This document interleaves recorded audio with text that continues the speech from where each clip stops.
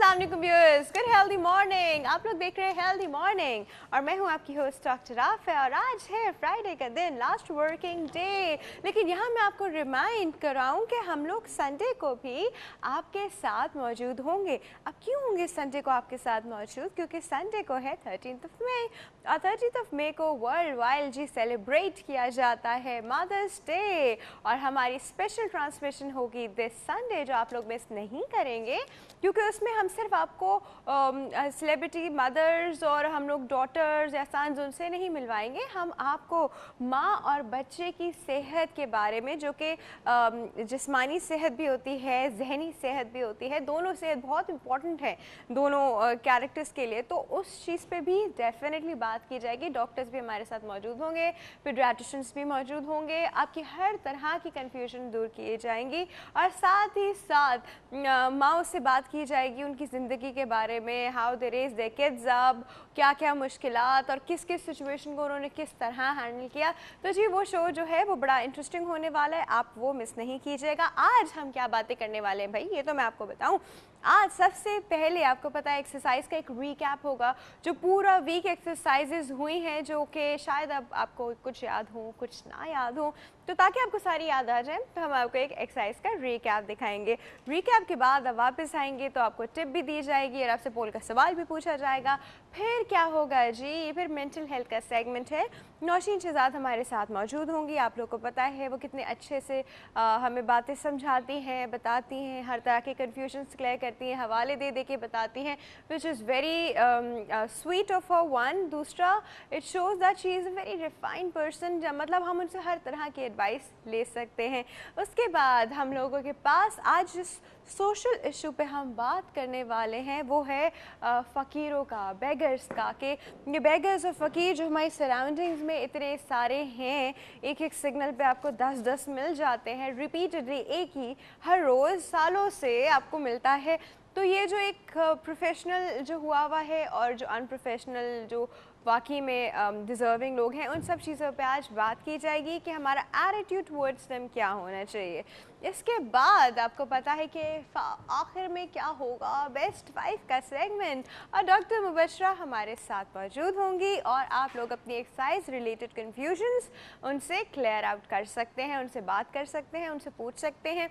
जो चीज़ें आप लोगों से शायद एक्सरसाइज करते हुए गलत हो गई, जो आपने मुझे जिस तरह के मैसेजेस किए, वो सब मैं उनके सामने आई पुट दैट अप। आप लोग भी कॉल कर सकते हैं और उनसे पूछ सकते हैं। हाँ, वो आप लोग जो डाइट प्लान का पूछ रहे हैं, आई डेफिनेटली आस्क का, और आप लोग भी फ़ोन करके तब पूछ सकते हैं। लेकिन आप लोग सिर्फ फ़ोन नहीं कर सकते जी, आप हमें ईमेल भी कर सकते हैं healthymorning@health-tv.tv और फेसबुक पे healthy morning with doctor Afia के पेज पे, जहाँ हम उससे इंटरैक्ट कर रहे होते हैं रोज़ाना, आई रियली लाइक इट, वहाँ पे भी डेफिनेटली आप आके बात कर सकते हैं। फ़ोन कॉल्स भी ओपन हो जाएंगी जी मेंटल हेल्थ के सेगमेंट में। अच्छा जी, ये तो है जी हमारे आज के प्रोग्राम का फॉर्मेट, और फॉर्मेट ही के अकॉर्डिंग सबसे पहले आपको पता है कि हम क्या करें, हम बड़े फॉर्मेट से चलते हैं जी, ऑर्गेनाइज। हर रोज़ मैं रोज़ाना आके आपको ऑर्गेनाइज होने की जो एक टिप्स होती है वो ज़रूर देती हूँ कि अपने आप को किस तरह ऑर्गेनाइज़ करें ताकि स्ट्रेस फ्री रहें। हमारे जिस तरह प्रोग्राम का एक फॉर्मेट है, हम उसी फॉर्मेट पे चलते हैं, हम स्ट्रेस फ्री रहते हैं, आपको पता होता है हम क्या करने वाले हैं नेक्स्ट। जिस तरह हम अभी चल रहे हैं किस तरफ, एक्सरसाइज के रीकैप की तरफ, ताकि पूरे हफ्ते की जितनी एक्सरसाइजेज हैं वो आपको याद आ जाए। चलते हैं जी रीकैप की तरफ। अस्सलाम वालेकुम, this is doctor Mubashar from Health TV. आज की हमारी एक्सरसाइजेज हैं 50+ ऑनवर्ड्स, यानी वो एक्सरसाइजेज जो हजरात बहुत प्रॉब्लम्स होते हैं, या मेल हों या फीमेल हों, एक्सरसाइजेज इश्यूज़ आते हैं ड्यू टू मेडिकल है, या बोन्स का प्रॉब्लम है, या लिगामेंट्स का, यानी नीज़ में प्रॉब्लम हो या नेक में हो, या एनी अदर मेडिकल इश्यूज़ जो रिलेटेड हैं, प्रोहिबिट हमें करते हैं एक्सरसाइज करने से। So slow and study, obviously हमने बिल्कुल जंप स्टार्ट नहीं लेना है, स्लोली एंड ग्रेजुअली अपना स्टैमिना भी बिल्ड करना है और स्ट्रेंथ वाइज। इसके साथ follow up obviously nutritional values हैं कि हमने क्या चीज़ खानी चाहिए, क्या चीज़ नहीं खानी चाहिए। अक्सर ये 50+ को ये माइंड में रहता है कि मॉर्निंग की मील स्किप करना चाहिए, या बिल्कुल लाइट खाएं, या प्रोटीन्स इतना इनटेक नहीं करें क्योंकि वज़न बढ़ने की प्रॉब्लम होती है। प्लस अगर वज़न बहुत ज़्यादा ओवर एक्सेस एक्सेस हैं यानी 80 किलोग्राम्स या 200 किलोग्राम्स, तो उसको हम किस तरीके से न्यूट्रिशनल वैल्यू पे जाके हम डाइट प्लान अपना मतलब रिड्यूस करें इतने मैक्सिमम वेट पे, तो ये प्रोहिबिट हो जाती है अगर अगेन एक्सरसाइजेस करने के लिए। तो आज का हमारा है एक्सरसाइज उन लोगों के लिए 50 प्लस जो स्लोली एंड ग्रेजुअली स्टार्ट करेंगे। ज़रूरी नहीं है कि आपने जिम की बहुत ज़्यादा इक्विपमेंट्स अपने घर में रखनी है, बट स्लोली एंड ग्रेजुअली कोई भी चीज़, यानी अगर सपोर्ट के लिए आपको वॉल की ज़रूरत है या पिलोस हैं, जो हम ऑनवर्ड एक्सरसाइजेज में आपको बताऊंगी कि किस तरीके से आप घर की ही चीज़ों के साथ एक्सरसाइज स्टार्ट करेंगे।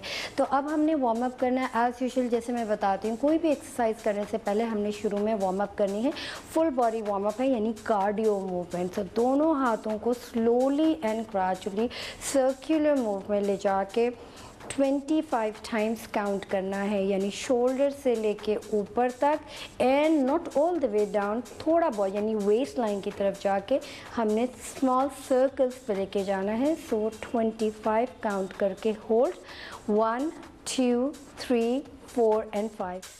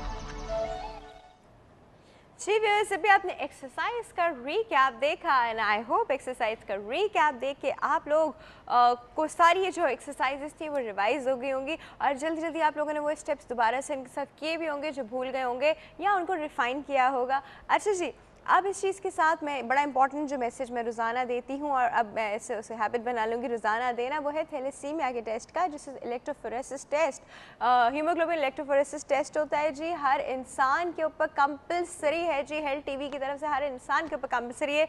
You need to get your electrophoresis done. जो मेजर है थैलेसीमिया मेजर हैं उनका तो सबको पता है, लेकिन थैलेसेमिक माइनर का नहीं पता होता और थैलेसेमिक माइनर की वजह से ही थैलेसेमिक मेजर बच्चे पैदा होते हैं।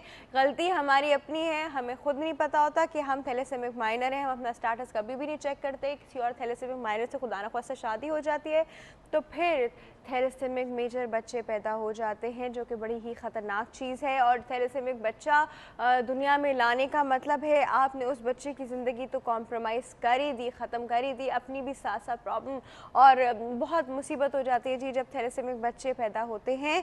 तो प्लीज़ ये रिस्पॉन्सिबिलिटी आपकी है और ये चीज़ आपके हाथ में है। जिन लोगों ने अभी भी नहीं कराया, उठ खड़े हैं और आज ही जाके टेस्ट कराएं, और इसका रिज़ल्ट जो आता है वो 4-5 दिन के अंदर आता है, because known as special test फॉरन इंस्टेंटली रिजल्ट नहीं आएगा, तो you have to wait a bit. And आप लोग मुझे कॉल करके अपने रिजल्ट्स बता सकते हैं। I be waiting for your results. अच्छा जी, वक्त हो गया है हेल्दी मॉर्निंग टिप का, चलते हैं टिप की तरफ।